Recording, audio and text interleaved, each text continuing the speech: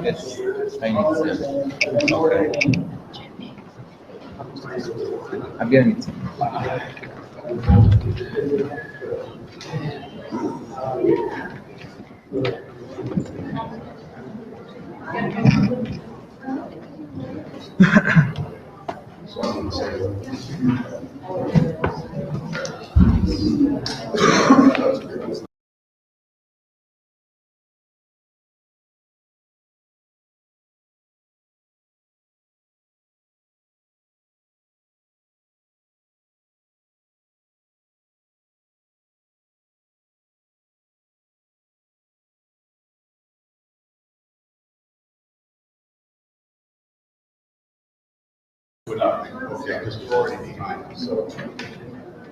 Okay, so welcome to the first afternoon panel.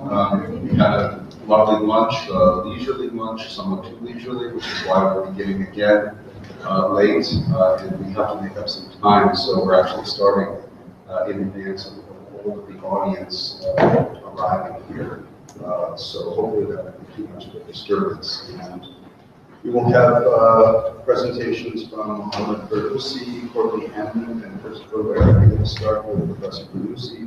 His talk is on the supremacy of the Quranic sign and its impacts on the Arabic Muslim culture. Good afternoon. I would like first to thank the organizers, yes, and Jenny also.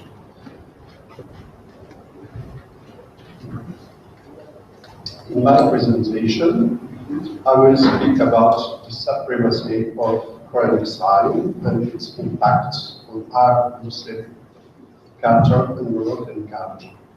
I will propose first a survey of that supremacy called al-Ijaz.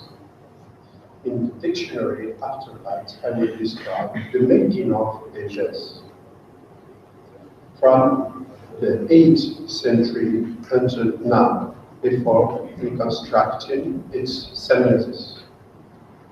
And at last, I will analyze some consequences of the Ijaz on our Muslim culture, and especially on Moroccan culture.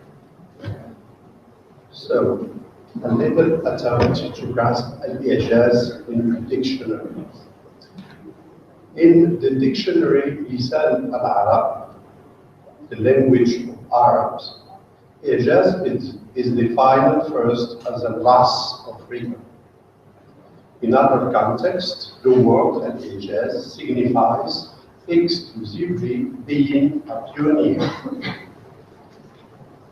Mu'jiza signifies the proof of the miracle given by a prophet. Ta'ajaza signifies troubles material. In other cases, it signifies precocity. In the whole article consacred to Ijaz, we notice that all signification of the word are given equally without any hierarchy. We also notice that the other reserves a little sentence to the question of Quranic Ijaz. After that, I will invite you to an intertextual treat concerning Ijaz. When I deal with the origins of the institution of Ijaz, I can't stop thinking about the anecdotes usually mentioned with malice by converted people. It is about the Muslim Yudnot who ordered to burn Alexandria Library, either because its books contradict with the Quran or because they repeat the same thing. I think about this story because it allows me to present here the special statute of the Quran granted from the 8th century. The Quran is a revealed text. It is considered a text which is able to solve any kind of problems, anywhere and any time. The hadith, which means the prophet's speech and pieces of advice that were learned and taught by his followers or by those who came after, complete the Quran either to clarify some of its content or to solve certain ambiguities. The Quran then acquires a double legal and legislative power. The action of the traditionalists was since the 8th century to reinforce that powers and to make it enter where it was working on that subject evoked this action in that term. I quote, insofar as they promoted the birth of a new field of knowledge, the traditionalists have developed a gnoseological theory where there is no science except for that of religion, and no science of religion except for that of the traditional ones. Considered a traditional knowledge, this ilm is based on hadith, that is, talks attributed to the Prophet. It had early made Sunnah, which forms the Islamic tradition, an authoritarian principle with a dogmatic status, that instead of assuming the action, the traditionalists are sheltered behind the past and prestigious doctor to talk in their names. So, parallel to the action of Orthodox exegesis of the Quran, philosophers and scholastics has given precious contributions. Let's remember that the 8th century falls within the birth and the development of the most rationalist approach to the Arabic Muslim culture, called al-Mu'tazili.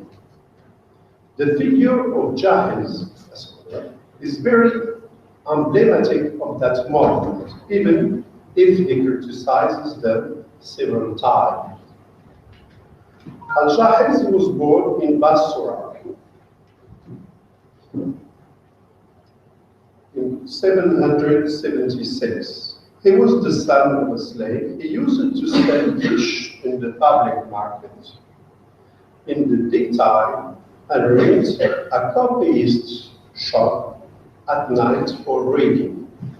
He has become a famous scholar and was an active witness of many reigns and changes of the young and already powerful Dar al-Islam or House of Islam.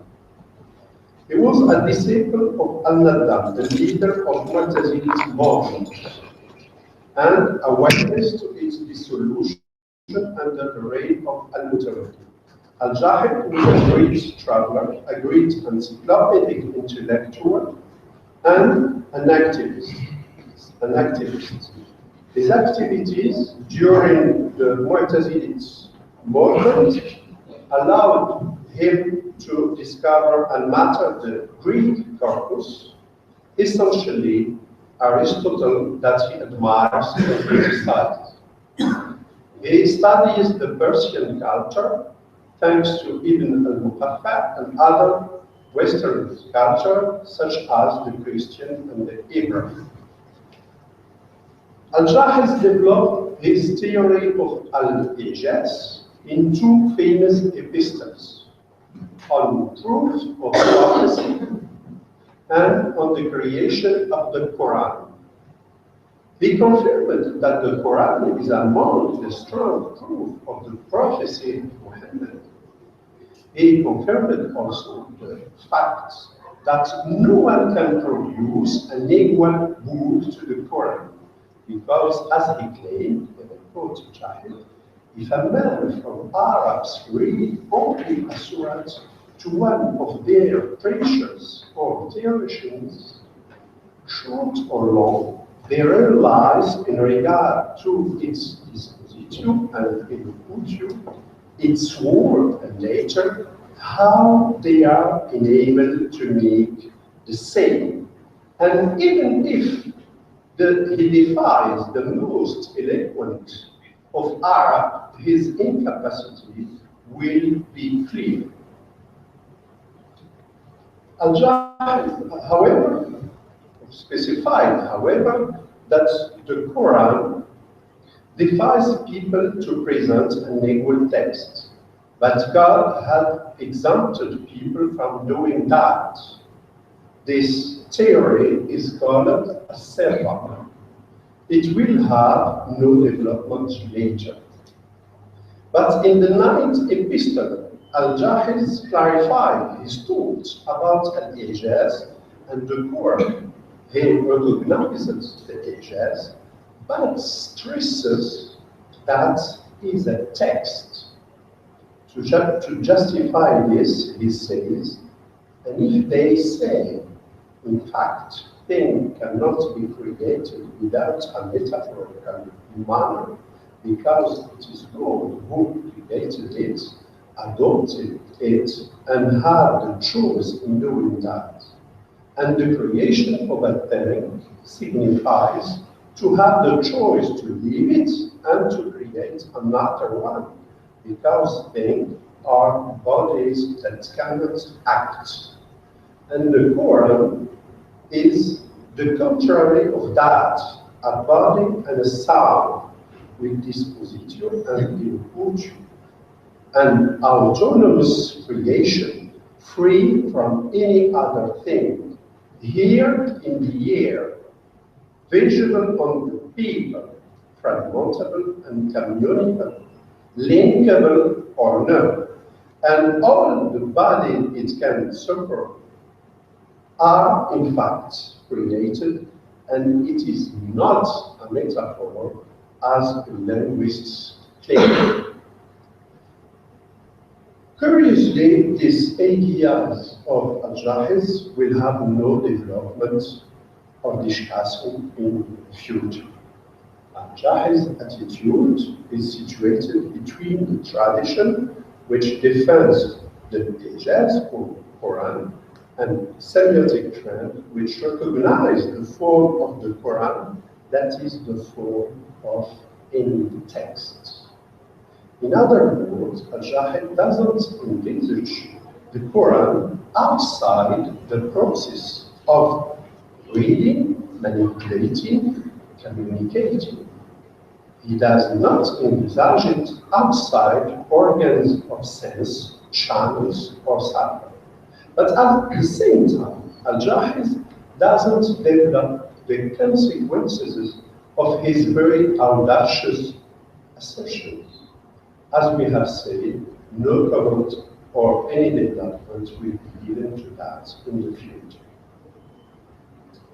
So I will skip to the 10th century in the sense of this intertextual trip, and I will evoke Al-Tabari.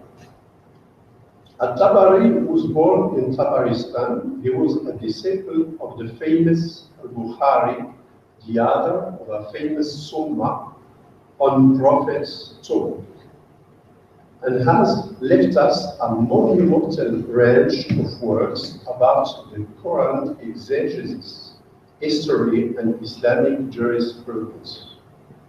Among these works, there is his Summa on the Quran interpretation, entitled Jami' al-Bayan fi Ta'wil al-Quran, in 30 volumes, written in 922.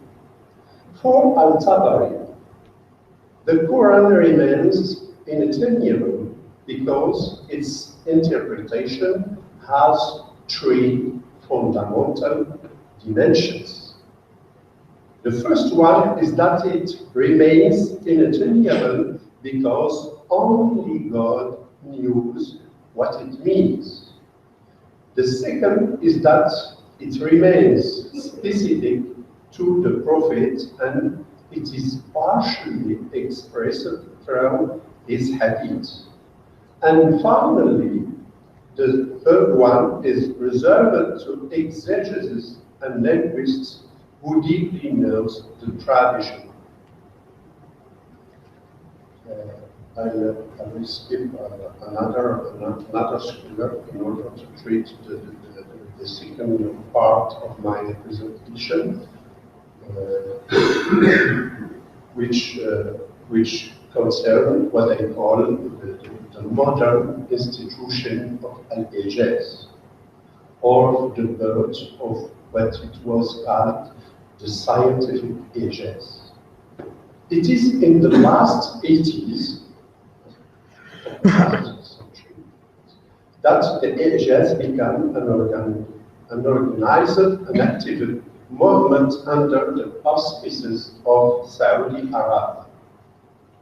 Al-Zandani was the founder and the first president of the International Organization of Al-Ijaz. In 1987, the first Congress of the organization took place at Islamabad and revealed the principal purpose, the claim of a new science, the science of Al-Ijaz, which is henceforth linked from that moment to experimental sciences.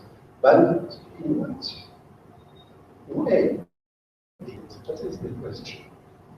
According to Al-Zandani, when we read the following verse of Quran, saying that it was revealed by who knows the secrets of sky and earth, we should understand that all the secrets of the universe are known by God and are revealed in a certain manner in the Quran. This is largely sufficient to attest the supremacy of that text over all the others. We witness here not only a normal interpretation of the text, but also a use or manipulation of it, instead of an interpretation. Let's remember that from a semiotic point of view, there is a fundamental difference between using a text and interpreting it. Let's remember the difference between this according to Umberto Eco. To critically interpret a text means to read it in order to discover alone with our reactions to it something about its nature. To use a text means to start from it in order to get something else, even accepting the risk of misinterpreting it from the semantic point of view. We notice also that the quotation in that process doesn't exceed 20 words or 1 or 2 sentences. In this kind of manipulation, size matters. The shorter the sentence is, the larger is the margin of the interpreter or the manipulator. Another process which characterizes the scientific agents is to use sentences which are full of possible interpretations and that don't engage the present. For instance, the verse, we will show them a part of our science, is interpreted here by Al-Zandani as the total content of all experimental science. In fact, this kind of manipulating the Quranic text is founded on principles elaborated at the first Congress by Zindani and others. We can summarize them in the following. The science of God is all. it is without limit while the human sciences are limited. The holy text's own definitive proofs, which are definitive certainties. There will be no opposition between definitive religious proof and experimental sciences proof. In case where the latter is opposed to the former, experimental sciences proof should be considered. The need of correcting the way adopted by experimental sciences. So, this principle and the activism of the international organization of EHS have produced a lot of literature and a lot of interventions, and are meaningful. So, I skip now to the synthesis we can reconstruct in analyzing all that proceeds. As we have seen, EHS discourse performs a dilettante one. All things can be identified and bounded on the basis of any common point, that of expanding Earth theory and the statement were expanded. This kind of identity, which found alien of the which found indeed of EHS discourse, is based on a weak bound. It is characterized by the confusion between the similar and the identical. Finally, EHS semiosis appears like a squared one, or as a squared discourse, e.g., discourse of EHS on EHS. Now, the confusion between similar and identical, the weak poles, and the square discourse are all, as we know, aspects of hermetic tradition and hermetic synthesis. EHS discourse uses all of these aspects, but it seems that when doing that, it proceeds to a rewriting of the very hermetic or Gnostic tradition. Contrary to Gnostic tradition that claims that last control in created world, discourse of EHS, with the same aspect claiming a total control of the world. The Quran, as a total book, had a deep impact on Arab Muslim culture and on Moroccan culture, and now I will give you some illustrations of that. I will focus here on the case of Moroccan culture. The politics were very attentive to that reality. The different dynasties that governed Morocco after the Arab conquest got all the political legitimacy from religion and the Quran, which are considered either a culture or a civilization. This gave rise in Morocco to a predilection for the Arab Muslim culture and the marginalization of the other culture. The political impact causes other impacts that continue till now. Among these, we find the impact on the writing of history.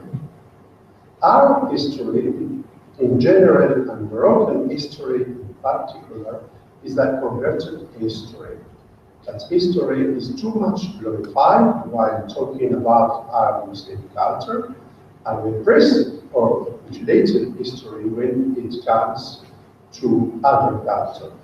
A real history repressed by the consciences of the majority at the expense of the individuals when it comes to micro culture. Now I would like to give two precise examples about this impact of the supremacy of the foreign side.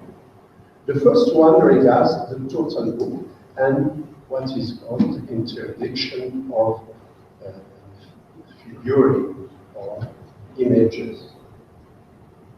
While promoting the total book, exegesis had not only put the other books in second position, but also marginalized any other system of representation. Visual language has been prohibited. This has a deep impact on the way Arabs and Moroccans consider image and on their way of seeing. Let's describe for a few seconds the situation. During several centuries, Moroccan people couldn't produce a picture or an image about themselves or about their proper life or environment. This situation had given rise to other ways of figuration which flourished, such as calligraphy or Arabic. On the other hand, the only one who was allowed to create images was the foreigner. During several centuries, the foreigner, traveler or diplomat or colonialist later pictured Moroccan people or the environment through engraving, paint, and a little later photography.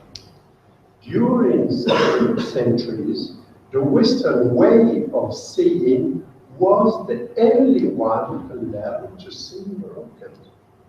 It constitutes the only single visual reference for the posterity and for the collective memory. What is more important is that the Western way of seeing ended by becoming part of our visual memory identity without being questioned, analyzed, or studied. Recently, visual semiotics has shown us that visual discourse, like linguistic discourse, has its own rhetoric, its own figures, and its own strategies of manipulating the reception of the visual message. Umberto Eco, in this specific case, uses the expression of stimuli of perception. In Kant and the Placidus, he asserted, the stimulus of perception prevents me from seeing from my subjectivity. While accepting the stimulus of perception, I have already accepted that someone saw instead of me. The interdiction of image for a long time constitutes a crucial moment in Moroccan culture, a moment which is very difficult and complex to evaluate because for a long time the Moroccan culture has accepted that someone else sees in its place and has, without questioning and criticizing, assimilated this foreign way of seeing. The last example, which concerns the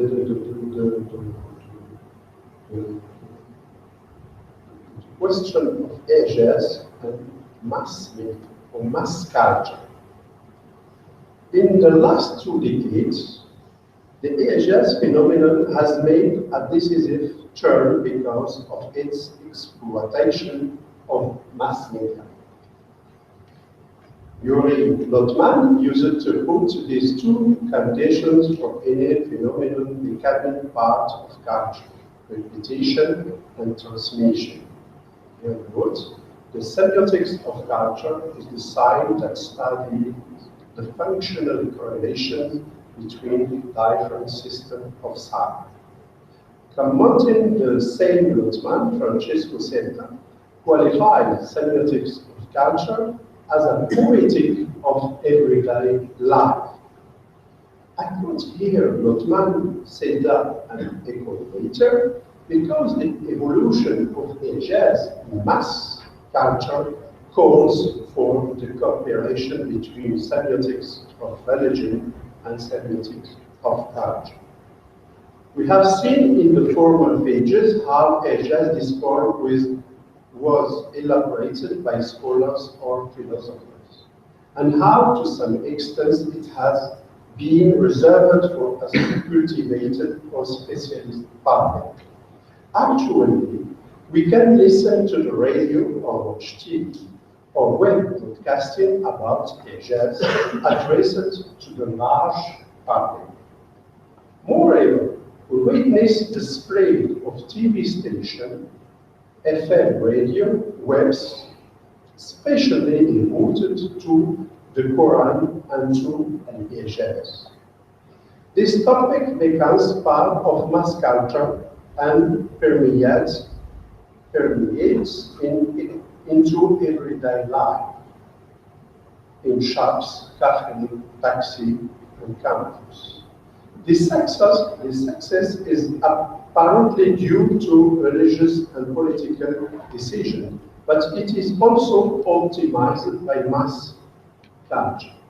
We know, since Gramsci's Letteratura e Vita Nazionale and Umberto Eco's Apocalittici e Integrati, how mass culture offers simple forms easy to consume with content or of Superman and I call it ego, an absolute ideal of passiveness.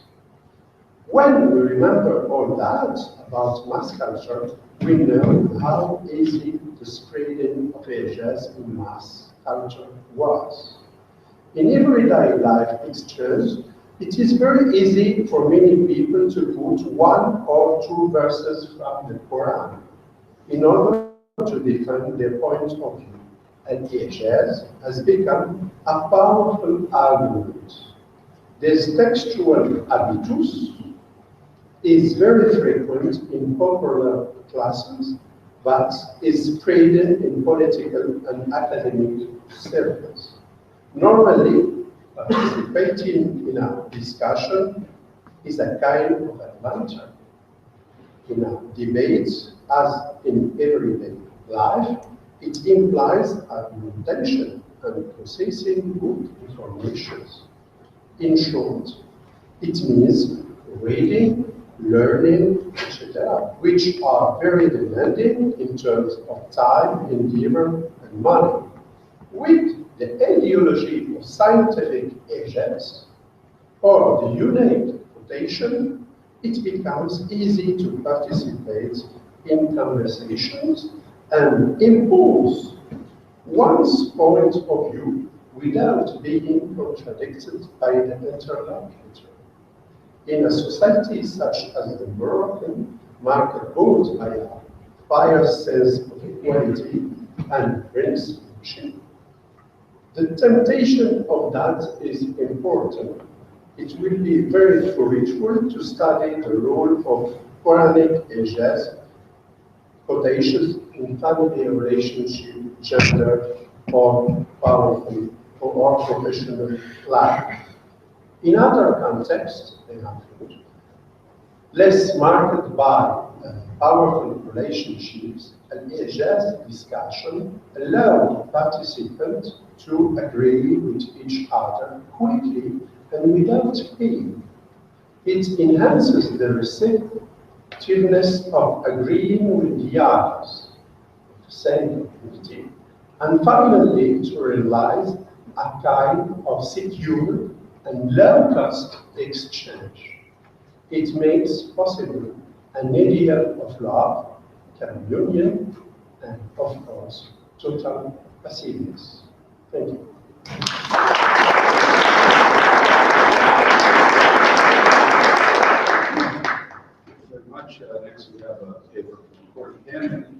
and warned not to read the title of the program because we're going to hear differently.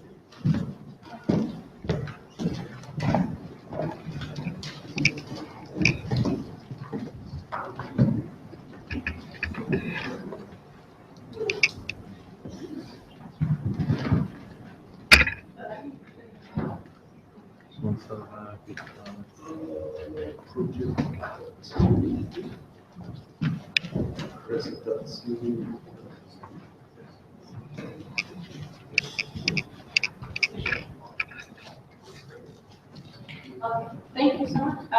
I wanted to say thank you to Jenny, to Massimo, and Robert. Yes, there's a different title, there's a different the abstract of the program. You should not read it. This paper is called "At the Translation Table: The Moral Economies, the Moral Work of Circulation Comparison." So I want to talk today about the forms of translation that mediate the experiences of Christianity for a group of rural Papua New Guinean subsistence farmers who speak a vernacular language called Lukusamani, into which language members of the Summer Institute of Linguistics translated the New Testament in 1975. The translation itself is locally considered the reason for the Holy Spirit revival that gripped the community in the late 1970s and early 1980s. The translation work has continued in the form of local efforts at developing a Lukusamani Old Testament, led by a man I call Mark. Mark is the son of the Lukusamani man who worked with the SL translators on the New Testament. At this point, the majority of the time that people in these communities have considered themselves Christian has been organized under projects of translation. This is a map of Papua New Guinea. We're right just north of Australia there.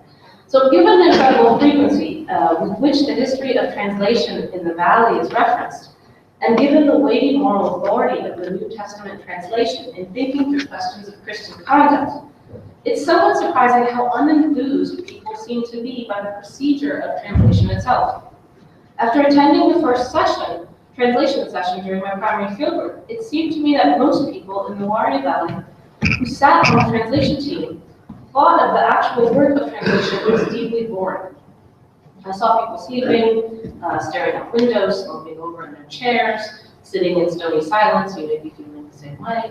The SIL processes of translation and checking, back translation and double checking are difficult and require enormous reservoirs of patience. So why then do people keep returning to projects of translation? Why do they support the translators monetarily? And why so much attention paid to the translation as a way of thinking about proper Christian life? I argue that translation exists in two different modalities. Protestant evangelical Bible translation methods in the 20th century focused on the literal and metaphorical space of the translation table as encapsulating the entire missionary process. Translation was supposed to seamlessly combine the inspiration of the Holy Spirit that guaranteed godly connection and the dialogic interaction of two languages in context that guaranteed cultural contextualization. That is, the translation table was both a site of circulation of a sacred text moving from divine to human hands, and a site of comparison of two languages and cultures as structured systems in relation to one another. Yet all of this work of circulation and comparison has to take place at the translation table in order to maintain the conservative Protestant sensibility of the autonomy of the Bible and the anti-institutionalism of Protestantism. By bracketing all of the evangelistic work of translation to just the translation table, SL missionaries can maintain a sense of the immediacy of the Bible.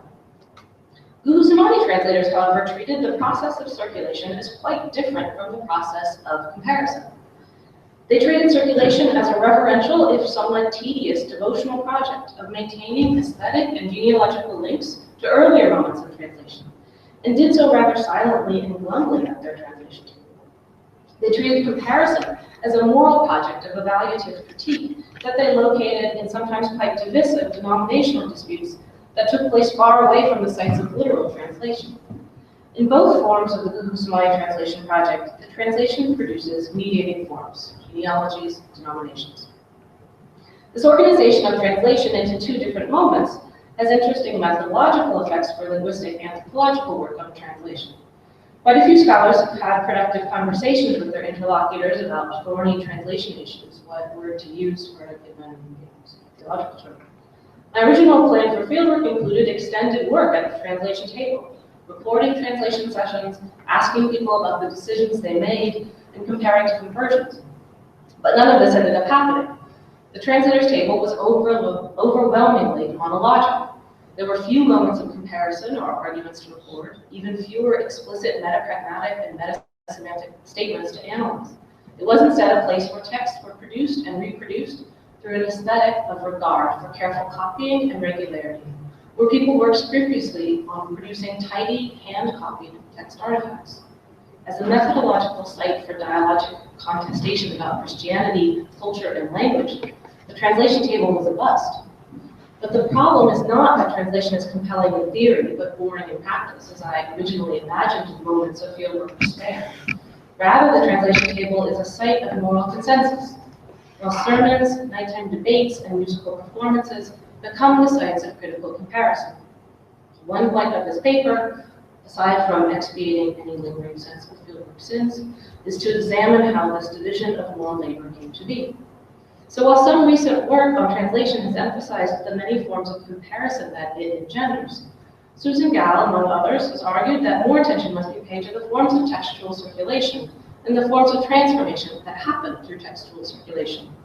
Building on earlier work on semiotic processes of entextualization and contextualization, what Michael Silverstein and Greg Urban called the natural histories of discourse, attention to forms of circulation allow one to talk about the transductive processes of a text moving through space and time, in addition to the comparative processes that calibrate one language to another, what Silverstein would call translation, strictly speaking. What the Gugu-Samani example lets us see quite clearly is that circulation and comparison produce quite different forms of work and moral practice. By not quarantining this work to the separate space of the translation table that SIL methodology demands, different forms of translational mediation come into focus. A bit more on the Summer Institute of Linguistics. So the Summer Institute of Linguistics, now known as SIL International, is by its own description a linguistics and literacy NGO. In most areas in which SIL works around the world, two-person teams work in vernacular language communities to produce local language literature, usually centering on the New Testament.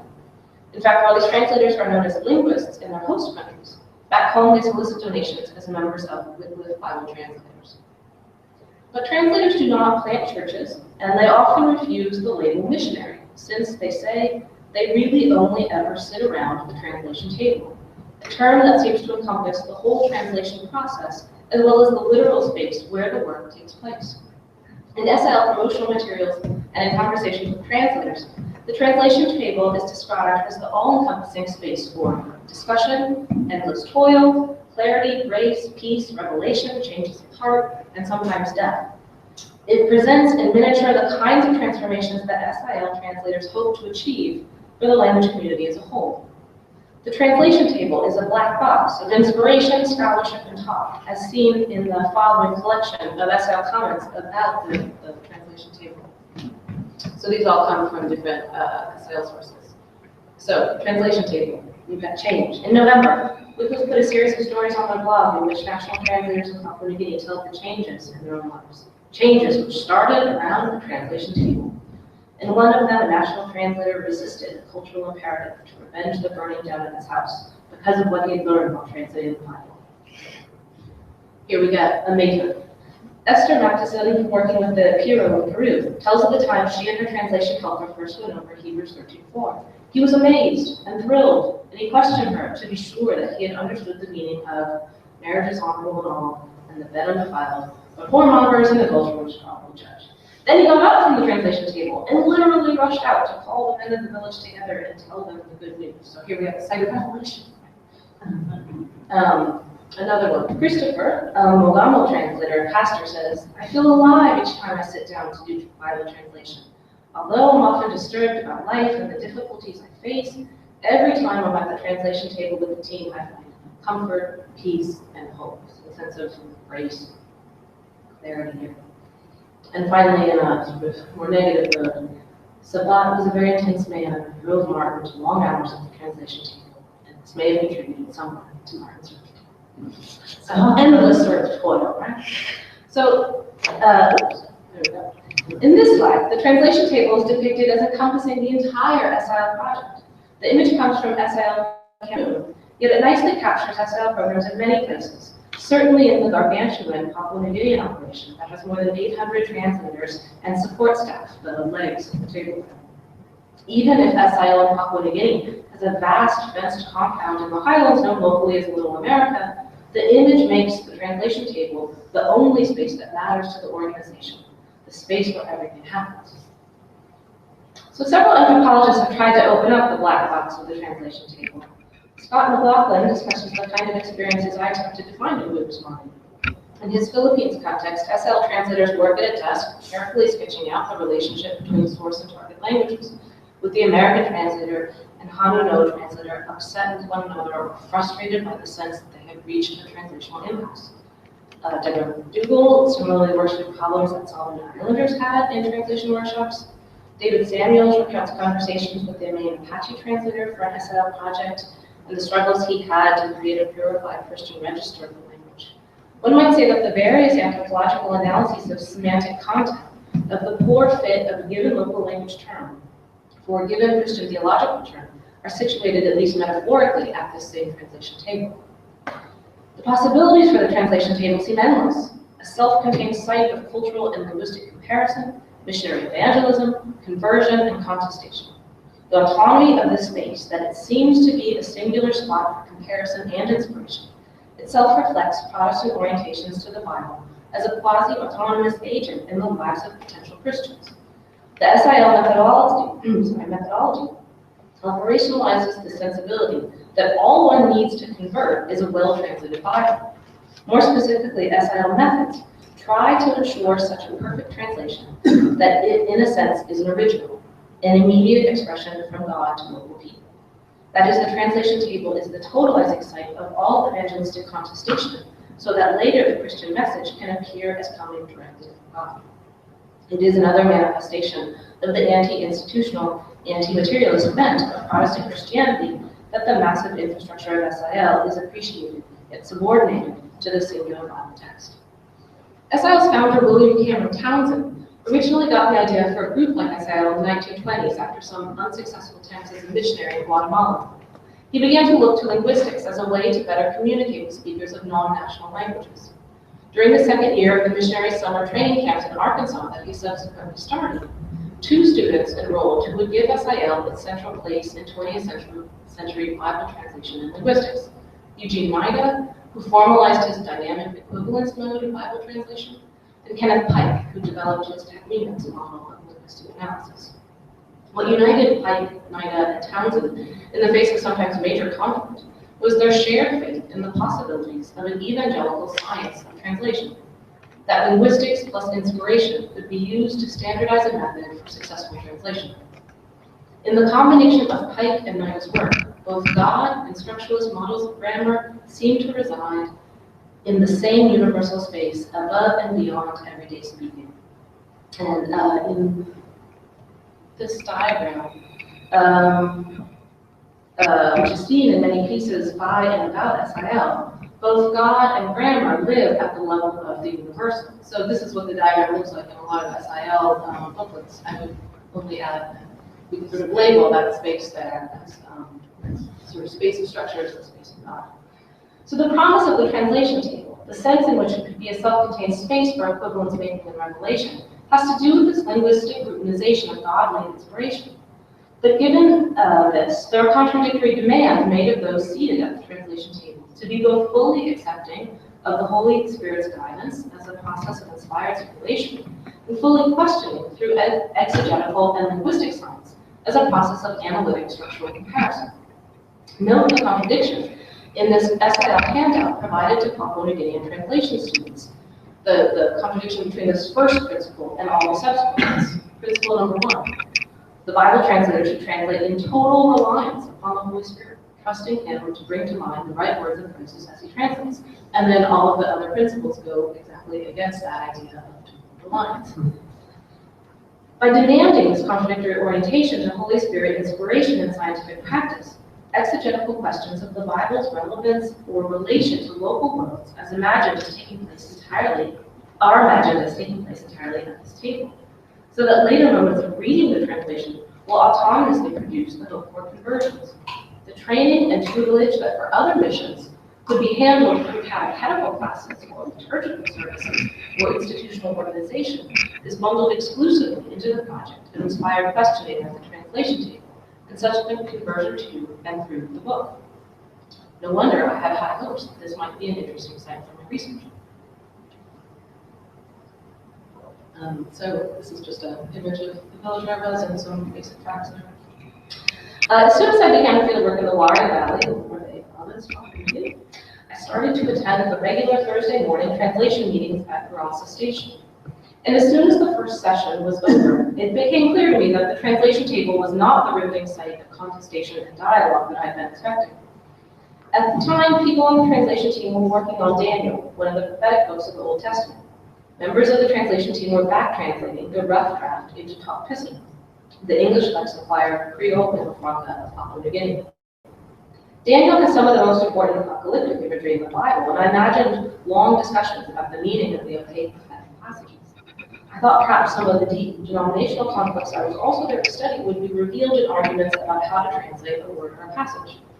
In addition to paying attention to the kinds of linguistic and cultural comparisons they would make, I also wanted to see how people operationalized, for lack of a better term, the inspiration of the Holy Spirit. But if the Holy Spirit was there during that first session, I certainly didn't see any effects of it. I saw instead the head translator, Mark, the son of the earlier SIL translation helper, and Mark is now the person who's been working with SIL for decades in the Old Testament. Mark comes in, gives an opening prayer, the Holy Spirit was there, and he left right after in order to continue with some of his other work.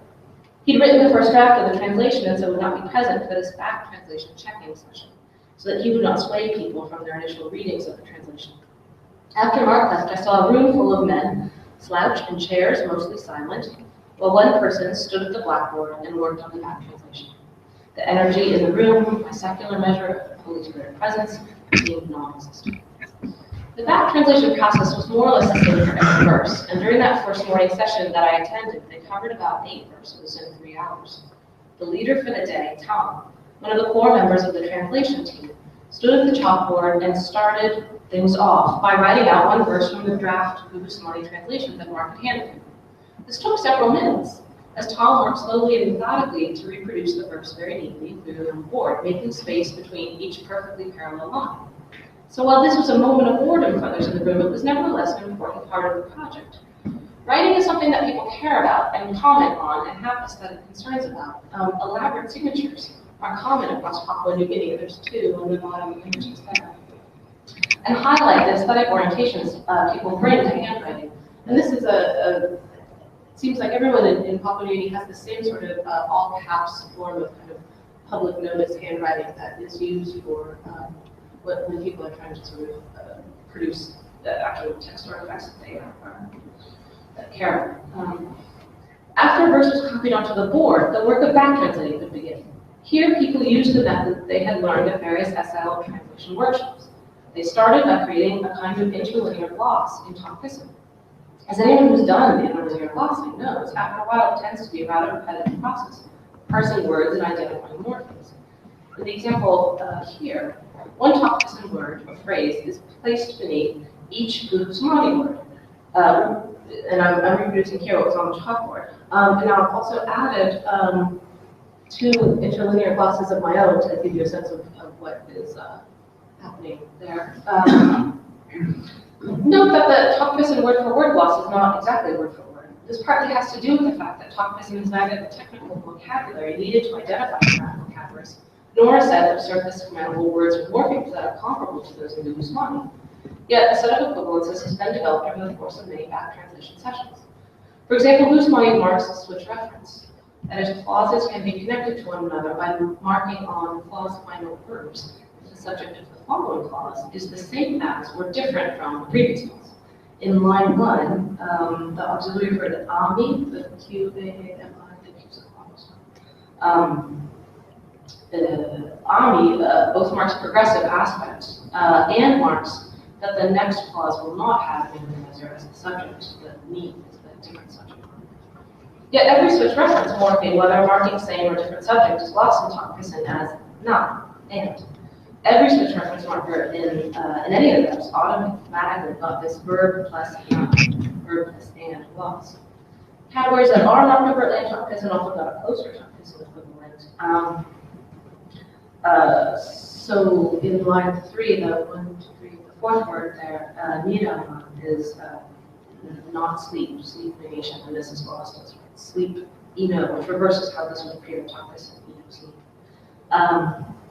And likewise, the genitive suffix in loose one ho was usually lost with Topkison genitive preposition belong. A set of equivalences have been well developed at this point. So there were a few complications when it came to creating the Topkison glosses, even with the grammatical differences between Lusumani and Topkison. There are a number of reasons for this. First, the main translator Mark used the Topkison Bible as one of his primary source texts, so some of the circumlocutions used to describe non-local elements were calced from Topkison originally. Second, because this is a narrative passage in relatively plain prose, there were no issues of trying to match poetic tropes across languages. And third, because these back translation sessions have been going on for years, there's an automatic quality of the work of popping Topkison lexicon. This step of constructing the interlinear gloss was meant to be a time for exegetical discussion, although that was extremely rare.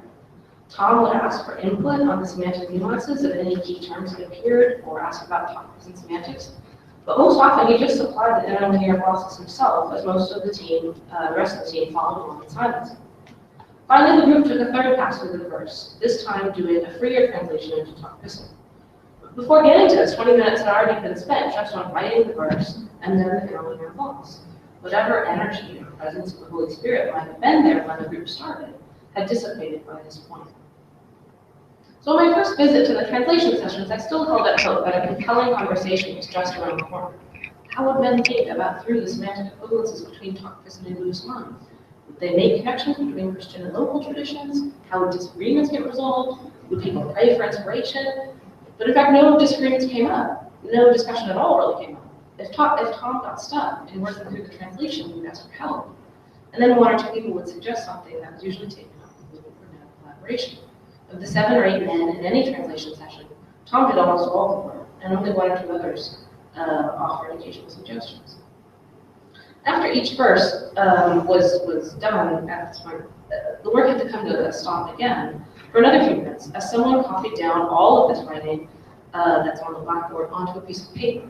Whoever had been selected as secretary for the day took great care lining up the interlinear glosses on their piece of paper and leaving enough space for the transitive lines underneath. As with Tom's careful work in copying the text to the board and then writing the Topkison and interlinear glosses and free translations, the secretary for the day worked very carefully to put everything back onto a piece of paper that was later handed back to Mark. The Old Testament was being written at what seemed to be a glacial pace. So 5 translation sessions took place after my arrival in the Warrior Valley, and each one was identical in limited enthusiasm, limited participation, and very slow progress. And after 5 weeks, it was time for some of the 4 members of the translation team to head to SL headquarters for one of the many workshops that SL provides. Most of the main men who did this work took off, and there were no more translation sessions. So given the sense in which SI and other mission groups have imagined the translation table as a space of discussion, conflict, revelation, and any number of other interactional events, it was surprising to see that the translation work was largely a matter of careful reproduction. There are 2 important issues here. First, Mark, the translator, is the local authority on translation. People felt unable to criticize the work of the most learned and scholarly person in the community, whose father, To'ogo, had worked with the original SIO translator, and whose son is currently in a leadership position in SIO. People certainly used the translations once published in a number of ways, and in order to launch critiques at Mark himself. Yet nobody wanted to criticize his translation. Indeed, part of what makes the New Testament important to the people is that they see a direct genealogy from God to Holy Spirit to the SIO translator to To'ogo and then the Lusumani community. Mark has inserted himself into this genealogy, and the practice of copying in that translation process is a matter of literally extending this genealogy and inspiration. Second, the men who participated in the back translation were not the naive speakers who were supposed to do this work according to SIL methodology. Back translations and SIL orthodoxy should be made by people who come to see these drafts with totally fresh eyes. All the better to ask those troubling questions about how one is using a term, if a sentence is clear, or if the cultural metaphor is appropriate. They spur the dialogue of the translation table on by having never been done before. But in the Gugus-Mani context, the back translators were the core members of the translation team, who had produced many back translations at this point. They have a routine set of correspondences between Gugus-Mani and Topos and Morphemes, such that the production of interlinear glosses came to be a rather monotonous process of repetition rather than contestation, of circulation rather than comparison. The familiarity with the process of creating the interlinear gloss was in fact an index of their membership on the translation team. The point here is not that the back translations were unimportant, but that what became important about them was the extent to which the major moral project was one of reproduction and circulation rather than comparison and critique. Textual reproduction in this area where only a few people have solar panels to provide electricity was done by hand. Mark had a computer and a printer and a solar array that allowed him to print out the translation drafts he produced, but the solar was old and access to toner and paper was difficult. The secretary who carefully copied down everything that had been painstakingly from the board was in a sense trying to imitate the neatness and regularity of the printed text Mark had produced.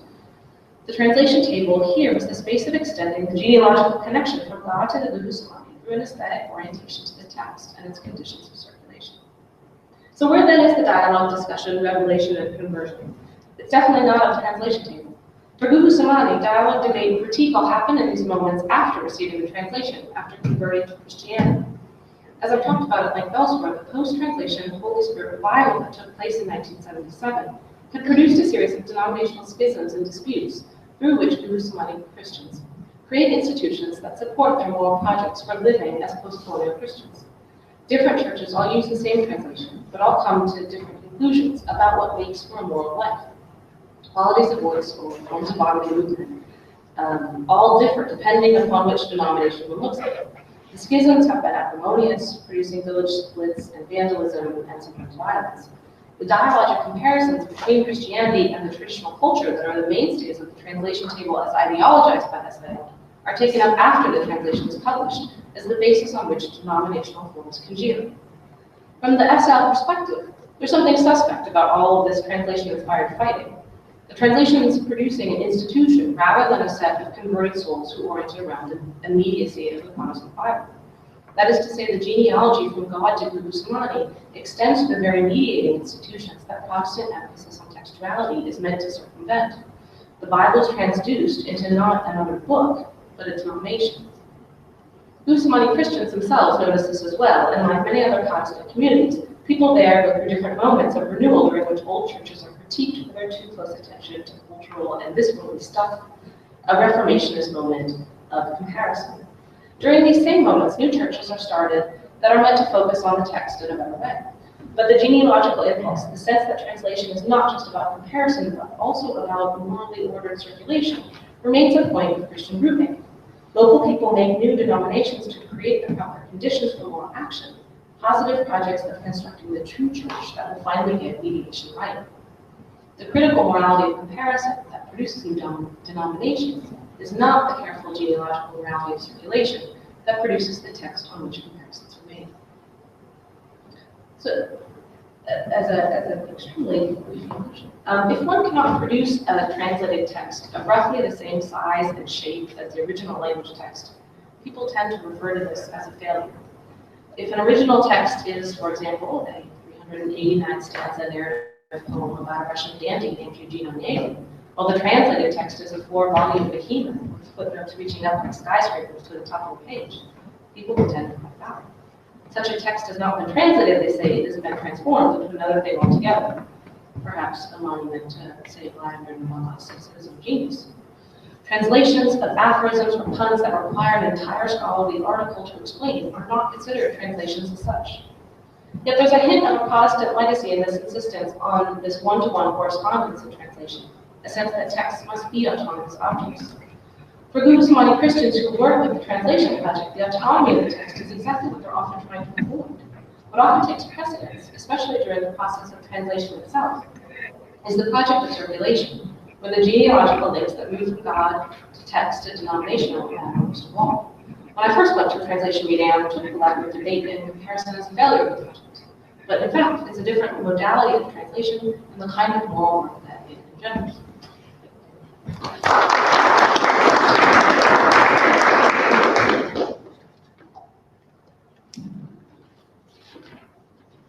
Next, we'll hear from Mr. Larry. The talk entitled The Absolute Sacred, Semiotics, Religion, and Western Art and Music.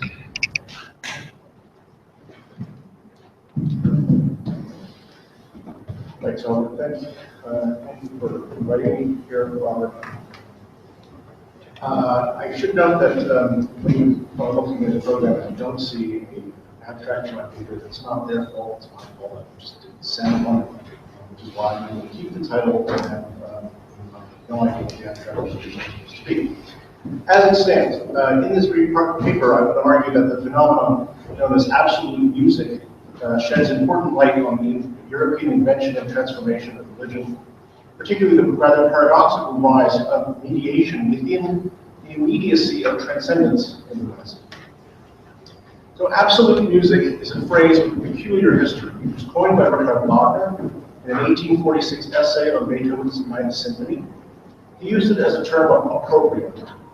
Wagner accused his contemporary music critics and aestheticians of distorting and undermining music by their insistence on non-diegetic, non-textual instrumental music, music with no ostensible programmatic content. This formulation received its most influential rebuttal in Edward Hanslick's 1854 book called Musikalische Schöne, which defended the absolute character of music on philosophical grounds.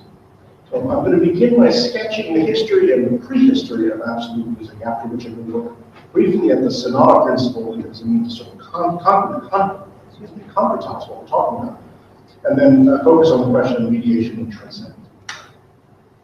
So, to understand this category, absolute music, and its very complicated history, we need to go all the way back to the Greeks. Obviously, I'm going to do this very rapidly. So already among the pre-Socratics, the principal philosophical problem occasioned by music is its power.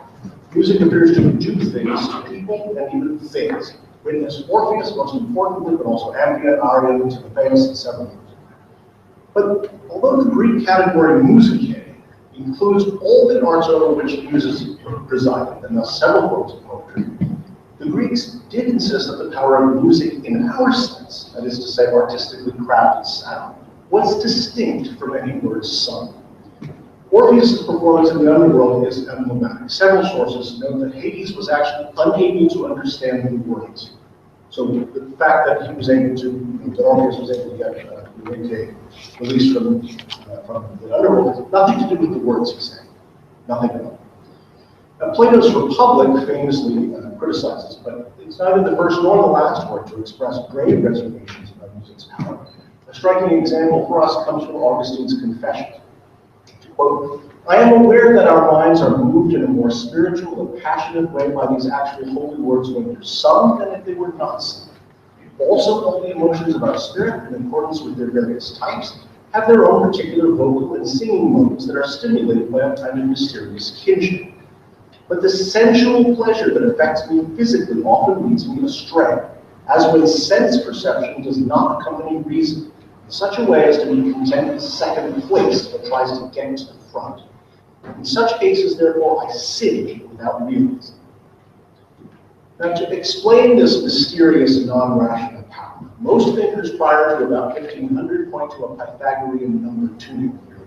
To make a very long story short, Pythagoras worked out that pitches precisely or justly tuned to one another resonate at frequencies whose ratios are simple integers. An octave is 2 to 1, a fifth is 3 to 2, a fourth is 3 to 3. This suggests that pitch relations, which is to say tuning, reflects fundamental principles of the cosmos itself. This is the harmony of the spheres. Music affects the human spirit or soul because of a harmonic isomorphism, let's say, variously defined and explained. Simply, the soul and the cosmos are in tune, which reveals aspects of creation. This is why music is assigned to the medieval quadrivium, along with arithmetic, geometry, and astronomy. rather than to the much less important trivium of human sciences.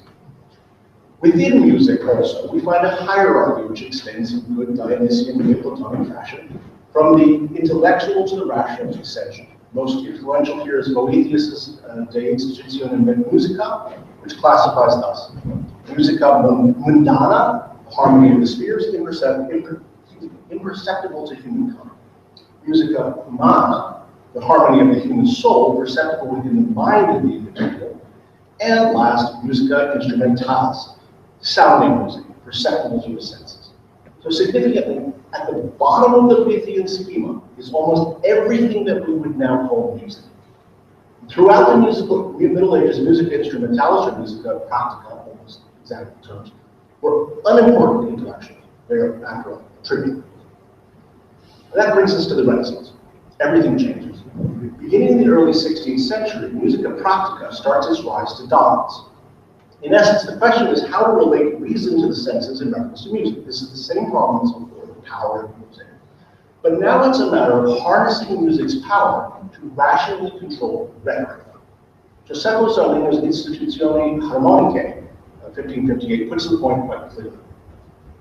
Although harmony on its own possesses a certain power to dispose the spirit, to make it happy or sad, and although its power can double itself through rhythm, these two elements together are nevertheless insufficient to generate any extrinsic passions in any subject. Such power is achieved, however, through the oration, which expresses a variety of good qualities. So to quote Mark F. Bonds, a music historian, Zarlino defines music in terms of the Aristotelian categories of cause. Material cause, second. Formal, no. And final, to change the feeling and induce in us diverse passions. He distinguishes between definition and description, and criticizes those who confuse music's essential and accidental features. Mathematics applies solely to the formal cause of music, not to its purpose. This marks a significant shift in thinking, one taken up by most subsequent theorists. Mathematics remains an element of music, but music's closest companion will now be rhetoric, one of the arts of the trivial. In theory, music remains within the quadrivium, as not a number. In practice, it will be treated more and more as an art of language, more specifically an art of persuasion, which is to say an art of rhetoric. Now, this conception, which dominates until the late 18th century, is explicitly a theory of mimesis. At base, music is effective insofar as it imitates the movement of the passions. But because music is held to be inarticulate, such imitation can only function when allied to the articulate power of language. This way of thinking culminates with the new notion of the fine arts. So Charles Batteux, in his 1746 Les Beaux-Arts Classiques, points to mimesis as the single principle upon which all fine arts necessarily rest. Every work of art, he maintained, had to imitate or represent an object drawn from nature. The artist was obliged to give this object a stylized form, but every poem or painting or piece of sculpture had to represent something tangible, be it a person, a historical event, or a scene in nature. This principle could be easily applied to vocal music, whose object of representation could be located in the text being sung. Indeed, 18th century theorists and composers generally agreed that specific varieties of music could have particular emotional effects on listeners through mimesis, and this led to a series of approaches that 20th century scholars somewhat inaccurately labeled the affecting noun, or doctrine of affect. The problem, of course, is instrumental music, which in the Baroque period begins to gain ground as an important artistic mode. The consensus that emerges over the course of the 18th century is that the human passions are what instrumental music can imitate or represent best. Critics also recognized a secondary kind of imitation in certain sounds of nature that could be transferred to an instrument also, such as bird calls or waterfalls or thunder.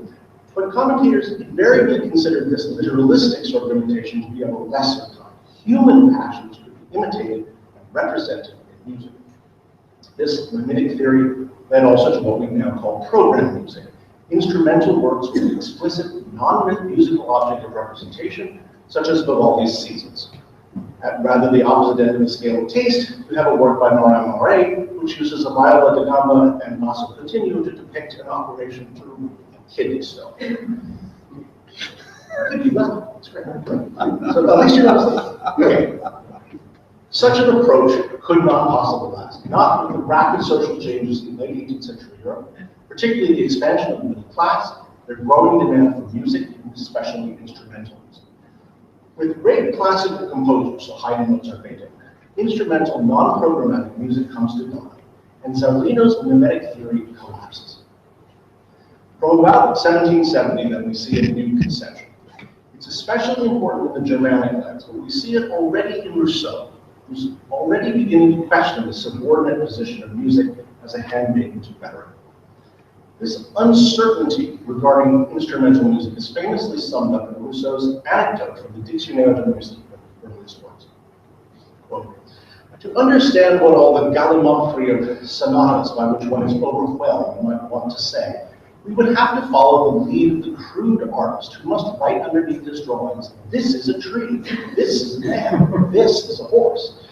I shall never forget the witticism of the celebrated Fontenelle, who found himself worn out by these ceaseless symphonies and in transport of impatience cried out loudly, Sonata, what do you want of me? Now, by contrast, the encyclopedist D'Alembert remarked, all this purely instrumental music, without purpose and without aim, speaks to neither the mind nor the soul, and deserves the question posed to it by Fontenelle, Sonata que nous veux-tu? Composers who write instrumental music, he says, will produce nothing but trifling noise, unless they have in mind to paint an event or an expression, as in the case of the celebrated Tartini.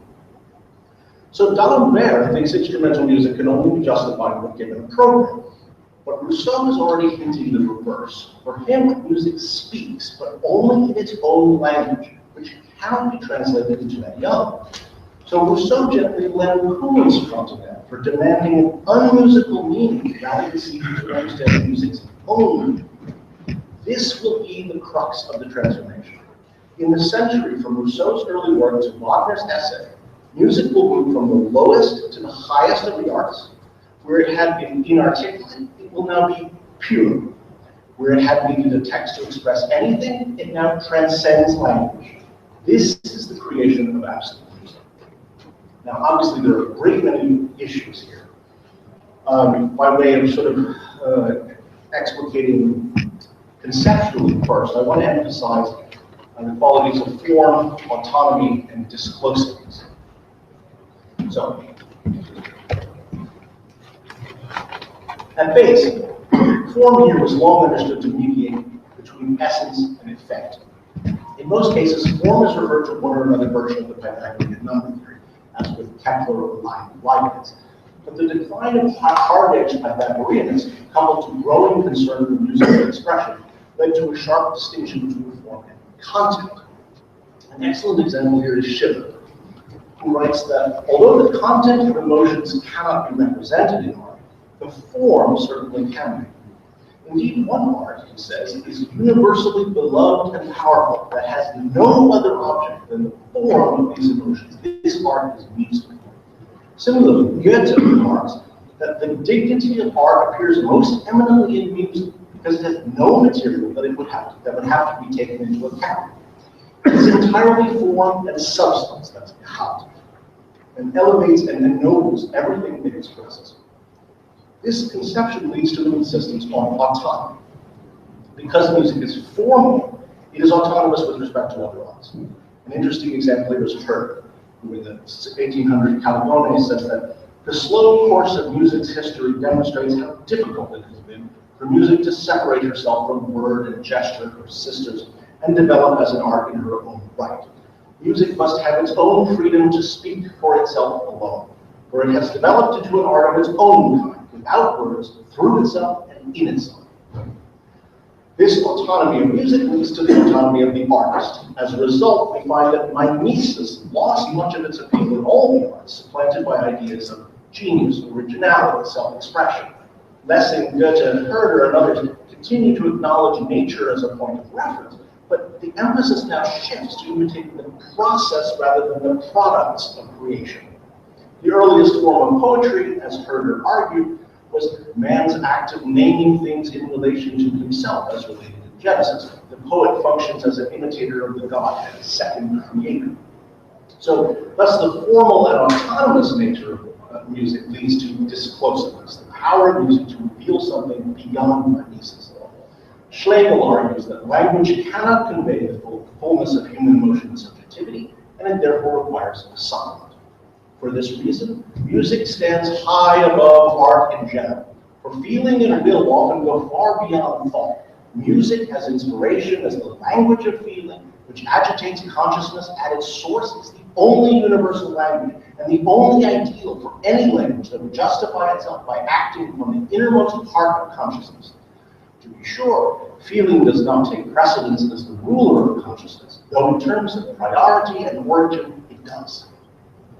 Schlegel, in his 1800 system of transcendental idealism, argues that art opens, as it were, the holiest of holies. When a great painting comes into being, it is as though the invisible curtain that separates the real from the ideal world is rent. And a few years later, he's turned into a Pythagorean theory.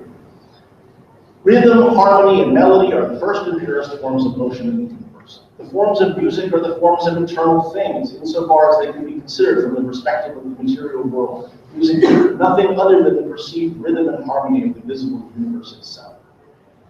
So by 1846, when Wagner coins this neologism, absolute music, not only has the thing existed for some 70-odd years, but it has had an elaborate theoretical and philosophical edifice erected around it. The term spreads extremely rapidly, until by about 1860 or so, its Wagnerian polemical roots have been largely forgotten. Absolute music has become an obvious given. Now, this history thus far has been almost totally abstract. Notions and ideas referring vaguely to music. But I said right at the beginning that what the Greeks meant, for example, by music, isn't much like what we mean by music. And that Boethius relegated actual sounding music to the bottommost rung of his hierarchy. So it's important to consider briefly what all these romantic philosophers and aestheticians were referring to. As Rousseau's anecdote suggests, the place to focus is the sonata. I will oversimplify. If anybody knows a lot about sonata, brace yourself, okay? Originally, sonata refers to a broad style or genre, but to make this very complicated story short, in the classical era, so a little before the turn of the 19th century, sonata comes to mean a mode of composition quite different to anything before. At the time, it's probably thought of as a form or style, but with hindsight, we realize the most important and relevant examples, we're talking about hundreds of compositions here, are wildly disparate in terms of what form generally means and has meant in music theory. So many music scholars now refer to sonata as a principle. It's a constellation of ideals and methods tending to produce compositions with a definite family resemblance. Stripping down to bare bones and ignoring a lot of significant components, we can say that a sonata goes exposition, development, recapitulation. In the exposition, the first theme appears establishing a time or home key. A rapid transition moves to a second theme in a new key, usually dominant, so a fifth above the home key if the home key is major, or the relative major, minor third above the home key, if the home is minor. That is, if we start in C major, we move to G major. If we start in C minor, we move to E flat major. This second theme is briefly elaborated, establishing a new possible homes. Commonly, the whole exposition is repeated. We've now set up a plot. In short, what key are we in? The two themes are related. They echo and contrast one another in various complex ways, but at base, the relationship depends on a single pitch. To be slightly technical, the difference between a major key, or scale really, and its dominant lies at the subdominant, the fourth of the major key, and the leading tone or seventh of the dominant key. So in C major, the subdominant, the fourth is F. In the dominant G major, the leading tone, the seventh, is F sharp. In the two scales, only these two pitches differ. F can never appear in G major except as a passive dissonance, nor can F sharp appear in C major. Furthermore, F sharp in G major, because it is the leading tone, must be resolved upward to G. That's a long-standing rule. If we're unsure whether we're in C or G major, all we have to do is listen for F sharp. If it doesn't appear, we're in C. If it appears but is not resolved up to G, we're in C. If it appears strongly and is always resolved up to G, we're in G. So the linchpin of the difference is one pitch. The same point holds for the relative minor and major keys. Although they share a common pitch collection, the minor necessitates differential handling, or rising and descending. The particularly around the submedian sixth of the minor, which is our friend, the subdominant fourth of the relative major. That is, if the minor is A, the relative major is C, the crucial distinction lies in the mechanism of having shown. Now, in the development, the work moves rapidly through a number of keys, exploring material established in the exposition. This exploratory process, short or long, culminates with an assertion of the original tonic on the key through the transition, commonly built on a prolonged dominant seventh, which is to say an extended dominant chord that has to go to the tonic. The recapitulation begins like the exposition with a statement of the first theme in the home key, but now the transition in the second theme keeps its first theme in the home key. This resolves the problem. We now know which is the control key. Commonly you include the code. Setting aside the technical details, the Semiotic principle asserts a logical structure that refers musical elements to one another. If it sounds like dialectics, thesis, antithesis, and synthesis, that's absolutely correct and not coincidental. The Semiotic principle constructs a logical argument about musical material worked out and resulting in exclusively musical terms. So with the Semiotic principle, we see clearly how form and autonomy manifest within the music. The only bits that refer to anything external are the seemingly arbitrary voice-leading rules, and those rules, it turns out, are best understood mathematically. They're not arbitrary rules imposed by cultural habit. As two generations of music theorists in the later 20th century have shown, you can actually see these relationships as elegant mathematical workings out of the implications of the harmonic overtone series of the diatonic scale. The only external reference here are that 1, high things tend to fall, 2, elementary prerequisites of the diatonic scale and the dodecahonic or chromatic pitch function. So you have a major scale and 12 keys. Once the Semiotic principle enters the compositional vocabulary of the classicists, it's retained almost without challenge straight through to radicals like Debussy. The notion of structuring the work to be controlled by an internal, self-determined logic will not only pass through that challenge, but be taken to its extreme with 20th century developments like integral serialism. So in short, the Semiotic principle very rapidly takes on the character of what Durkheim called sacred. It's doxic, so unquestionable that works which don't obey are seen as bad music, or in fact not music at all. In Durkheim's preferred terminology, violation is seen as profanation and immediately extended. It's not the sonata that's profane, but music itself. Conversely, an especially brilliant handling of the demands of the sonata is ipso facto superlative music. And while Wagner actually obeys those sorts of principles in many ways throughout his work, it is in part this illusion, good or bad sonata means good or bad music, that drives his attack on absolute music. Because his operas, like all operas, necessarily had to balance such abstract demands against other kinds of dramatic factors, opera in general was held to be a lesser musical form, incapable of the highest achievements. Eduard Hanslick, in many ways on this issue, takes the sonata principle as axiomatic. The illusion is complete. Given that the sonata principle is the ultimate expression of the abstract truths of what music really is in its absolute capital A essence, therefore, all music can be evaluated on the basis of its adherence to and of those truths. Rather like a totem for Durkheim's understanding, it's sacred because it represents the society of God, plus the society is the God. That analogy wouldn't be overstretched, but I won't draw it out. Because for Hanslick, the best exemplars actually achieve transcendence. They can draw listeners into the experience of the transcendent.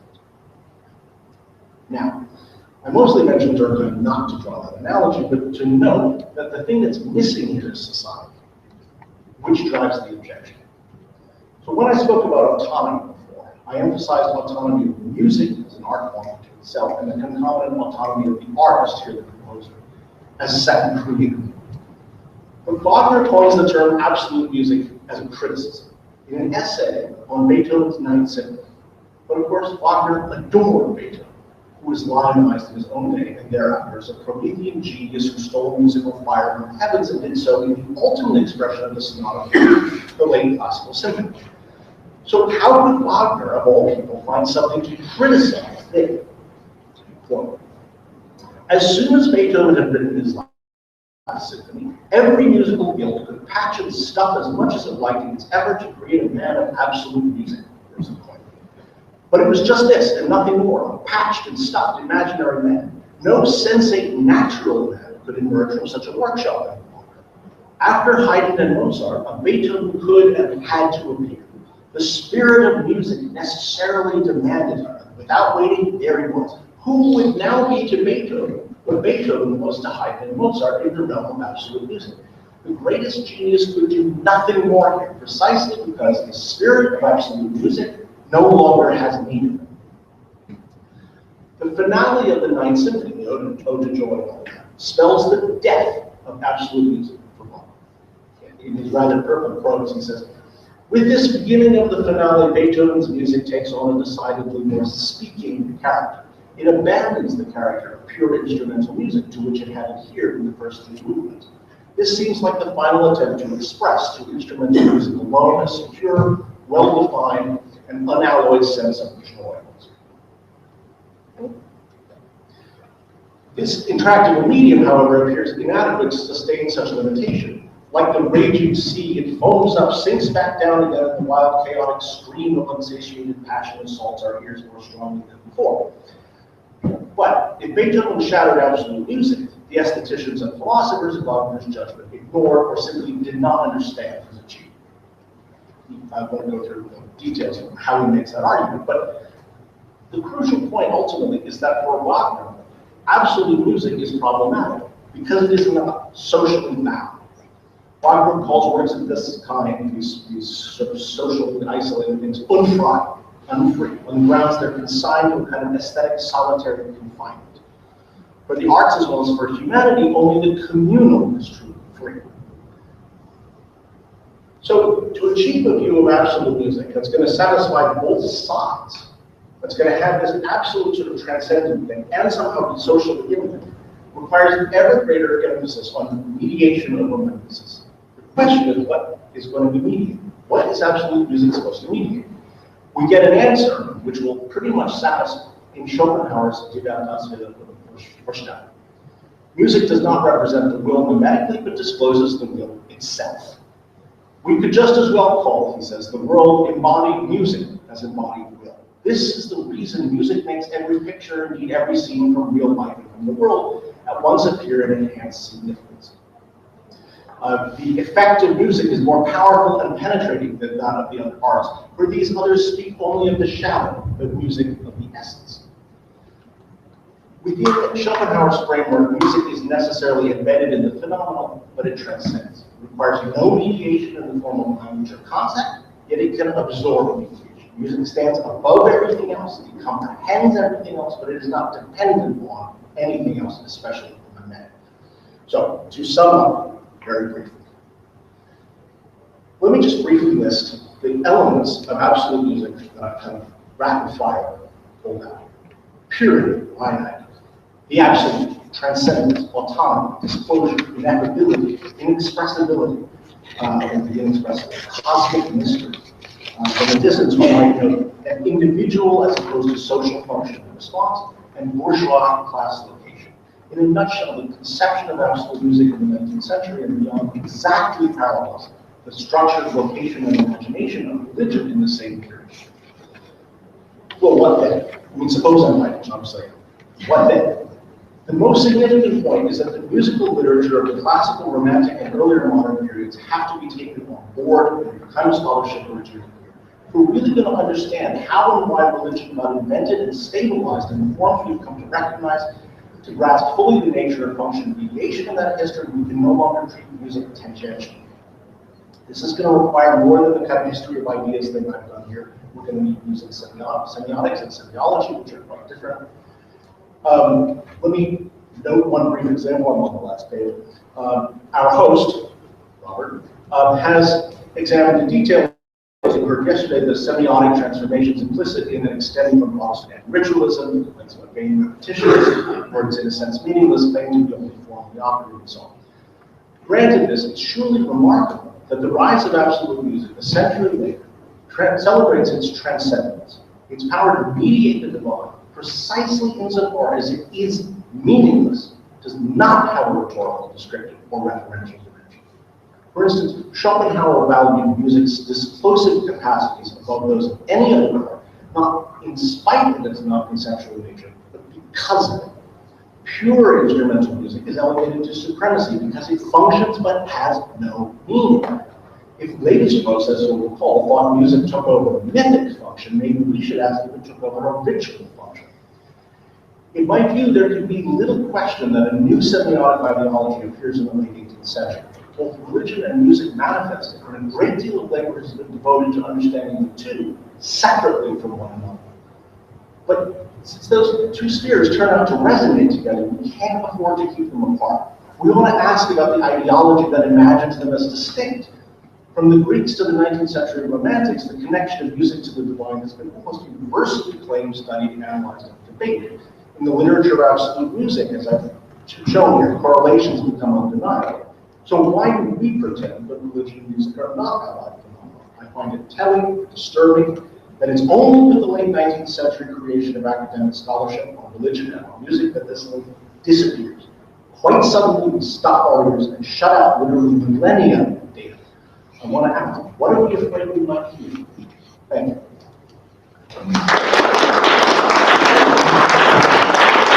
I think we should carry forward discussions because of the delay from lunch until it officially is 3:45. Giving up half of our break, maybe we can delay the start of this in 5 minutes. Yeah, I had to cut out a whole discussion yesterday to fit within the time about Protestant attacks on polyphony, which began, actually this phenomenon begins before the Reformation, but it reaches an apex, I think, in late 17th century England, where you find the most extreme case was Isaac Marlowe, whom I found, an author who says we should sing silently. Essentially, all music is associated with ceremonial law. It has been canceled. So it seems to me the question raised, one of the questions raised by the panel, is to translate or not to translate, or whether indeed it's possible to translate. And I think it's interesting that the status of the translation of the Quran doesn't have the same status or saving power, I think. Please correct me if I'm wrong, as a translation of the Bible, and we have this precedent in the translation of the Bible of the Septuagint and the Pentecost. And now, as I was listening to Courtney talk about the work of the translation table, I was reminded of two things. First, the King James translation done by committee, and secondly, this original story of the Septuagint translation, the Hebrew Bible, in the Hellenistic era, where there's supposedly a magical inspiration of 70 who all agree, but now I was reimagining them as 70 people sitting around the table just slogging it out as something ineffably boring that somehow reinterpreted or re-narrated later as a descent of the spirit. And so to translate or not to translate is one of the questions we have. And when I saw first. This is very good. This is basically, I think, a footnote to Christopher's paper, but in some sense that which I think was one of my observations is, I think, a constant with your paper, which is the larger sociological frame within which this, say, 2,000-year history takes place, which is the very creation of art music in the first place. There's a whole history of music going on under the surface here, let's say, among the Heuvelmark. What are they doing? They dance to music. They sing. And what happens with by the 19th century is in the elite forms of art music, nobody's dancing to it. And increasingly, the audience is rendered to passivity. So, I mean, this is part of the story as well. That, it is music that is simply there to be listened to, while, the vulgar masses are still dancing and listening to dance music, which none of these people are very interested in. So the issue about passivity, I mean, is a peculiar moment, what I think Webb is referring to here, for those of you who don't know. So, for example, in the mid-18th century, if you were, of the right class and going to opera or, concerts or whatever, people talked continuously through it. Conductors, insofar as they had conductors, had these big poles that would stamp them on the ground so that the musicians could hear the beat, right? Because everybody's talking so loud. By 1810, 1820, audiences are dead silent. Right? They treated it like a ritual, kind of high gravity, whatever. This happens very, very quickly. I'm not convinced that it's entirely a class-based shift insofar as the people who go silent actually are the not the hard but they're the middle class, right? But there's music that's no longer considered worthy of aesthetic attention, and that's music that's Yeah, and what's I mean, Yeah, it's always it's stayed outside from before now. But no, I mean the point's made too. Yeah, but I think it's wrong. And the thing is that maybe wouldn't you want to qualify the notion of religion that is kind of expressed by classical European composed art music? It seems to be that this emergent art music is very much tied to Taoism, for example, to a subjectivist form of interiority, to a kind of transcendent Christian thought. And that, for example, yeah, the super popular form of music, the expression of art, and from a comparative perspective, that say other musical traditions, like Hindustani or Carnatic music, there's no sense that there's really no sense that this is kind of pure music, and it's not this idea that there's a subject to express its own interiority.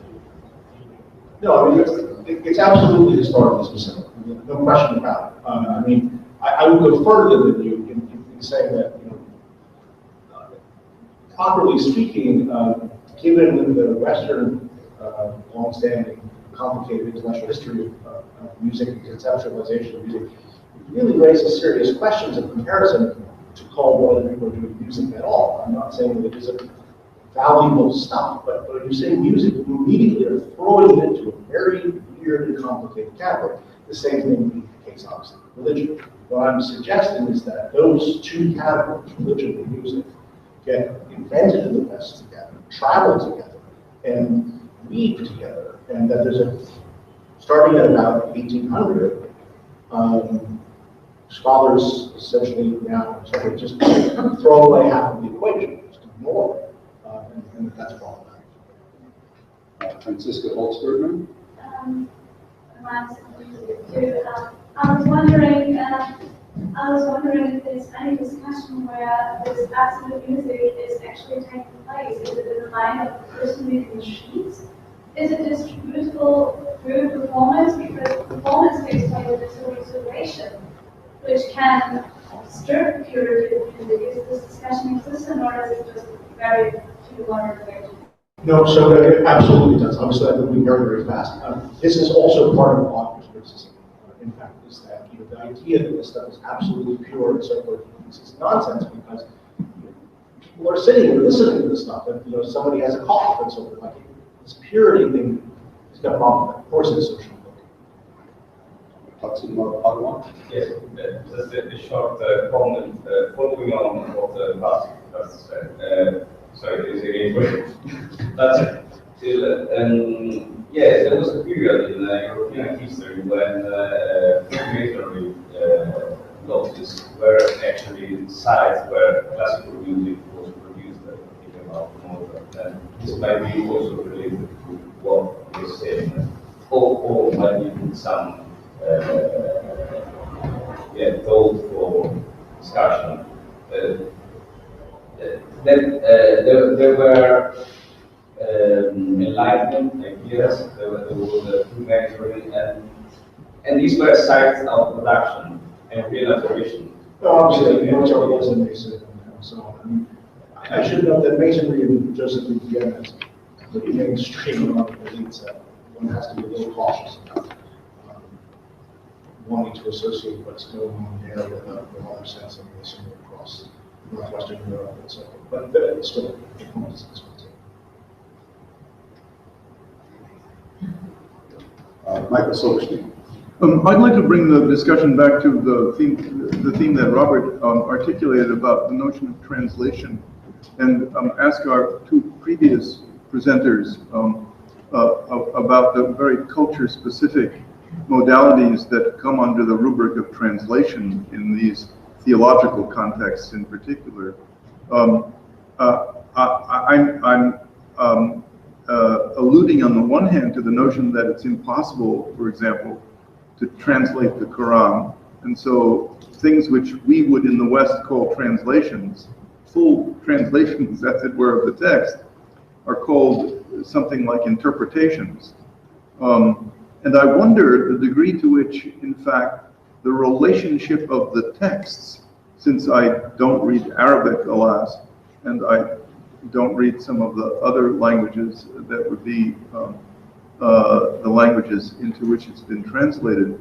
I wonder if the nature of the translation has something of this rather strange relationship that Courtney Hanman's example of back translation has, namely a kind of word-by-word calquing, or lexeme, we would say more technically, lexeme by lexeme calquing relationship, even though it's not called a translation, right? For example. And in your case, the fact that the entire theory of dynamic translation seems to have been thrown out the window around your table, since there is nothing in the way of trying to capture what you might want to call the theologically informed illocutionary sense of the verses of the Bible's text.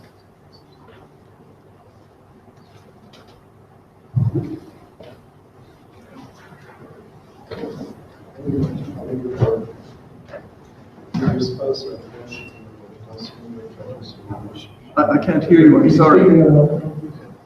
So I told I will respond in French and answer in English.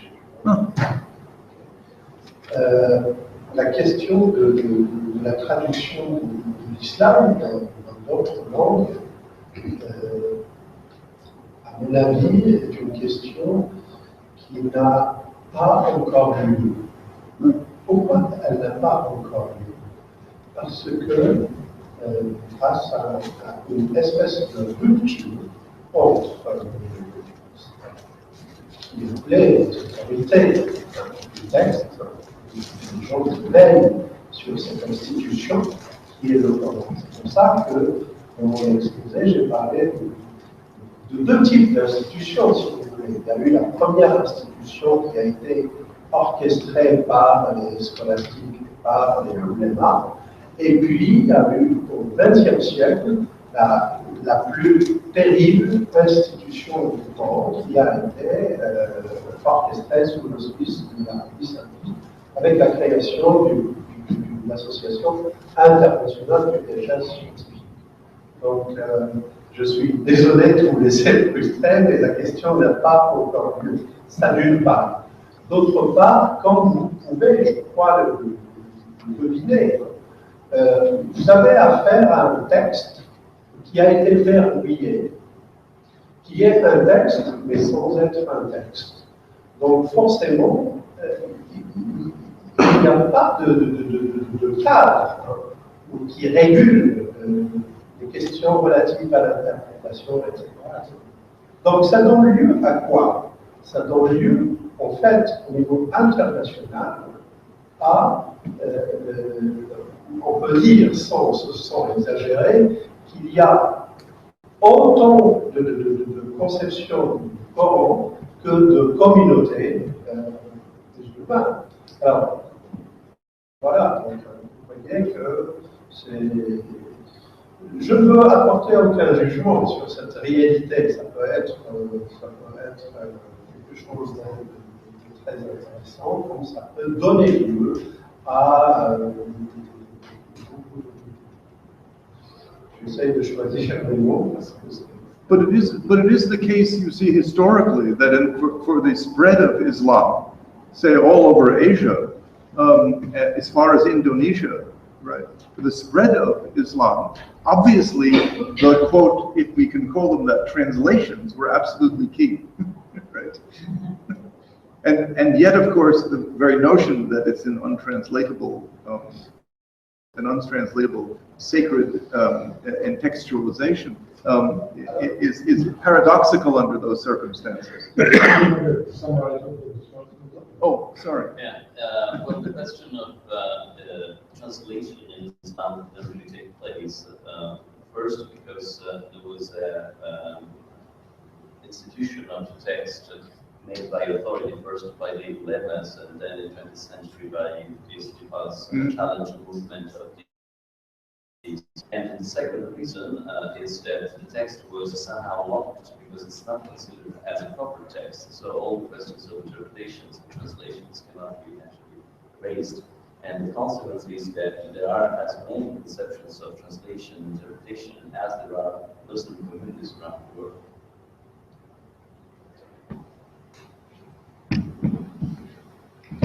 And just to talk about the dynamic equivalence model of translation, I mean, I think it's not that it's thrown out entirely. I mean, it is in a sense thrown out entirely, but the point is that what makes the dynamic translation model work, according to NIDA, is this sort of conjoined and inherently contradictory idea of total subordination to the inspiration of the Holy Spirit, plus a sort of dominated sense of a kind of structural linguistics. And that it's only the former. It was also inspired by deities. Well, no, indeed, that's right. That's Levi-Strauss Thomas. But it's only the inspiration, right? In which, you know, here in a sort of local context, Mark, you know, this head translator, this authority who has himself a literal genealogy of translation experience, comes to be the sort of local inhabitor of sort of Holy Spirit inspiration. And again, it's the other half of the dynamic equivalence model takes place sort of elsewhere, right? You know, yeah, in that sense, it does indeed disturb, you know, I mean, NIDA's whole model only works to the extent that you can imagine both of these things happening simultaneously, which is why no one can ever sort of specifically define what it is that's happening at the translation table, because it's supposed to be sort of all things at once. So that sort of list of examples was meant to indicate.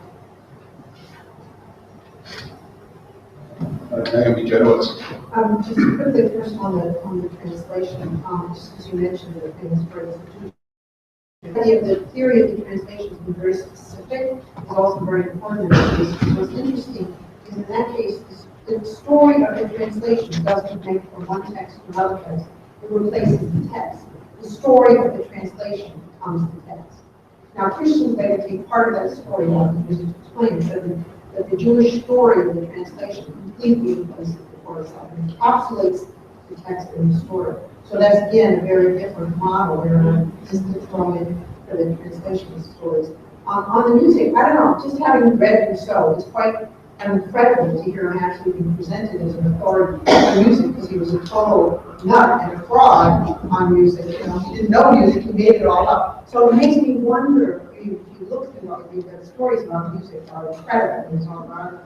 So I'm just wondering, what is regimenting these theories of music? If you have any thoughts along the way, because there's something with Rousseau about this fantastic self-imagination where he literally wakes up one day, like me, I said today, oh, I think I'll just conduct the New York Philharmonic tomorrow, you know, and that's the role of, and he did it, that's what's incredible. He actually managed, you know, I haven't been able to look at fancy algebra, so I don't know if you have some thoughts about what is going on, and maybe what happens in the scholars of throwing music, that whatever regiments music has taken over so entirely, then it then becomes the way we think about evidence. Can you repeat that last bit? Well, I mean, it's just that you're saying that we just threw out music, but I'm saying maybe it isn't that we threw out music, maybe it's that music, the sort of ideas of music became so, you could take them away from music and still use them in a way that you didn't necessarily need to have music as evidence in a way that you're saying we're ignoring music, and I'm saying, well, maybe the ideas that are portrayed in music are so ubiquitous that we don't need to always have music to have those same ideas still be central to our culture. Yeah. So a couple of things. So first of all, Rousseau, I mean, I know what you mean, but he's not as crazy a drawing on music as 100%. In fact, his theorizing remains sort of interesting and influential. I mean, Oliver is doing that right now, but he plays a significant role in that historical trajectory, and he's influential that continues to be referenced, granting that he's not quite who he claims to be. Right? In fact, he's the role he claims to be, but he does play a significant role. As far as the other thing, I guess my point about music is throwing out music. The kind of history of ideas thing that I was doing here, in terms of sketching and shit and her, yeah, in that sense, I agree with you. That those kinds of ideas, sort of art for art's sake, which was invented in reference to art music, and all this stuff. Yes, I think that does penetrate much wider, and of course, is part of our common vocabulary. I would say it is significant that we generally are ignorant of the fact that this is specific, very particular moment. But the other point is that the kind of grand ideas, concepts of one thing, but it's quite another thing to go and analyze musical works and see what they're doing structurally and so on. And that just doesn't happen outside of very particular corners of musicology. And those corners of musicology, they don't read us. So there's a sort of total separation.